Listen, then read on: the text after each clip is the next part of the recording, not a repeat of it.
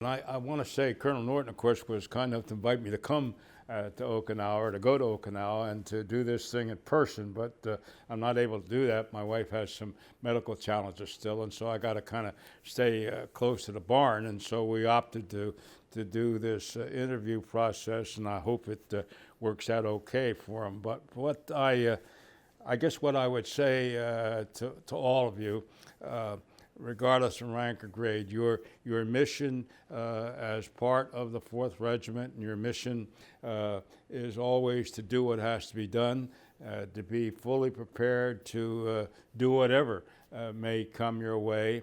I would hope that we practice in the regiment, that we practice what I call a decentralized thought process. The lower down that you go, and the lower down you go with your chain of command, and have a decentralized thought process. In other words, turn the young people loose. I found that the young Lance Corporals and Corporals, our young Marines, are as good as they've ever been. And they're smart, they're quick, they learn, they do things a little differently than we did in my day, and that's good, that's healthy. And certainly they're extraordinarily well qualified in terms of the high-tech kind of idea. They have all that fancy equipment, they know how to use it. They look at me and laugh when I use my old Commodore computer, so they know that I'm over the hill and the like, and that's good, that's healthy.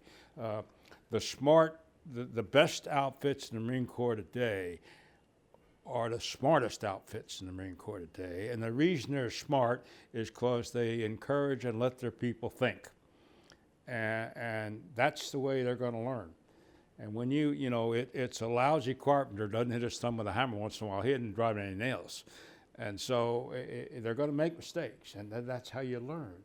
And somehow we need to drive that point home throughout the Marine Corps. We get away from it from time to time. We tend to over-centralize or over-supervise a little bit here and there and the like. And the country as a whole, whether you're in business or in the military as a whole, we kind of teach people to be risk averse a little bit and all that kind of thing. And you got to take chances. There's risk in what we do, and there's risk in everything when you're trying to do something that's right, and all that, and conditions are uncertain. I think, for example, if I were still around on active duty, I would encourage, and I believe the Commandant believes in this as well, but I would encourage people to be thinking and doing things. And it's a different kind of an environment today. We have what many people call 5 domains of warfare and thought process today, where you talk about the air domain, the maritime domain, the land domain, space, and then of course cyber kinds of domain as well. And so it's a different kind of environment, but the basic fundamental precepts of the new warfare thought process, where it's you understand the intent, you understand it 2 echelons up and down, you let people do things, you operate in that kind of an environment, you still have your critiques and that kind of thing after each exercise, and you let the young people talk and say what's on their mind. I used to say, sergeant, lieutenant, whatever, it doesn't matter to me whether you went to the left or the right. I want to know what you thought about. What did you think about when you went to the left or right? That is what I think makes the Marine Corps different. And I think that gives us a great advantage.